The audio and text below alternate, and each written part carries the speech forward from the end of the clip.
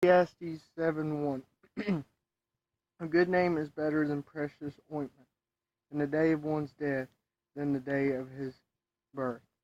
You know, we're to bring out a good name as Christians, but the name we're to bring out is good isn't our own. We represent the Lord, and we'll bring good to his name and service to him.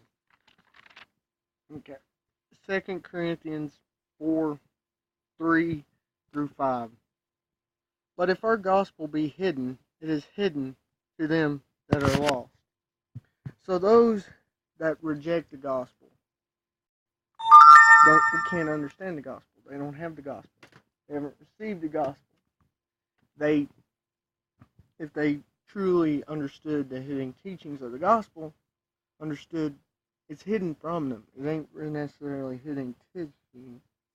A hidden teaching, it's just hidden from them, because if they had it, then they'd see the light. They're living in darkness, and the gospel's in the light, where they can't go, so they can't see it. We got to shed that to them. We got to bring them into the spots to share the gospel with them. And whom the God of this world has blinded their minds of them which believe not, lest the light of the glorious gospel of Christ, who is the image of God, should shine to them. So, it isn't saying there's a God of this world. It's referring to this world and the many things you serve into it. Sometimes it's money, sometimes it's self, sometimes it's other things. Sometimes it's certain desires. It's the thing that whatever they're particularly are drawn to the most and strive after going for. The thing that they're putting ahead of God. The thing that they're blinding them from coming to God.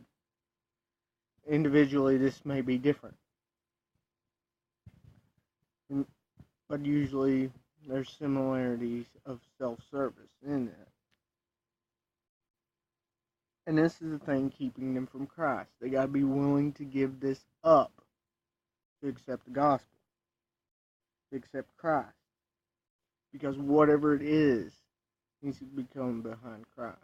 It may not necessarily be a bad thing. Sometimes people put their families before Christ. Well, that's wrong. But their family's not a bad thing. Verse 5.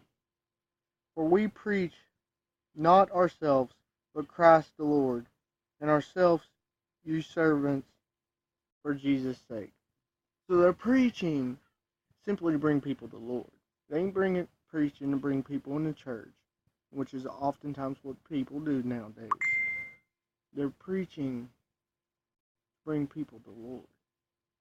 You know, if we preach, if we teach, if we serve to bring people to the Lord, people are going to be coming in our church.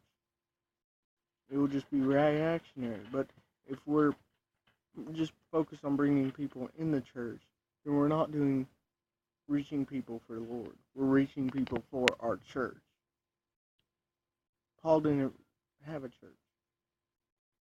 Paul had various churches he helped plant. This was because Paul didn't serve the church, but he served Christ. Oftentimes people nowadays serve their church. Now, serve Christ through your church is a good idea. But we're to serve his name. We're to be his servant. Working through this particular church, perhaps.